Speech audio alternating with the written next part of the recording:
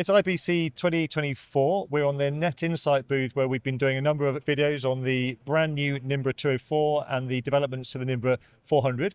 I'm with Jonathan once again. Jonathan, hi. Nice to be here. Thanks for having you again.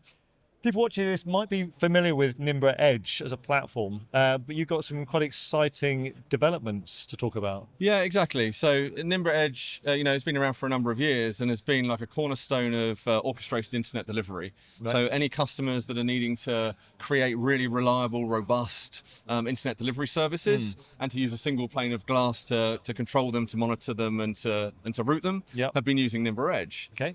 So we've been firmly within the transport realm. Within these workflows. But what we're trying to bring here now is once you're setting up these flows from, whether it's from a playout center to a distribution head end, or whether it's from an event contribution, there are loads of points where you need to manipulate the media. Rather than just deliver it, you need to change it in some way. And so we're beginning to bring in what we call our value-added services proposition, where we're bringing in initially transcoding features. So here we're demonstrating manipulation between H.264, H.265, resolution, bitrate, conversion. And this could be used heavily when you're looking at kind of mezzanine playout formats to distribution formats. We compress down to get into consumer distribution systems. But also we're trying to evolve that from there. So graphics, branding, we're looking to bring in motion compensated frame rate conversion to allow you to deal with regional distributions, clean switching, splicing, things like that. So the reason we're doing that is we're very well known for simplifying what are relatively complicated IP workflows. And we think that goes beyond just moving bits from A to B. We think we really need to bring in what were the traditional components in a broadcast chain and bring them into that same platform that you can monitor, operate, and configure just in a single pane of glass. Wow. So you can effectively manage, manipulate, and monitor all on one screen. Absolutely.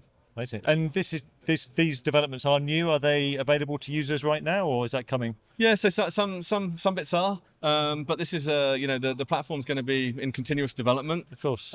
So we're targeting the first release for kind of transcoding functions towards the end of this year, and we're looking at many of those other items I've talked through. There'll be a big push through 25 to bring in as many of those value-add services that are useful to our customers as we can. Yeah, and people that are currently using Nimbra Edge, they come as updates that are like a chargeable options, or?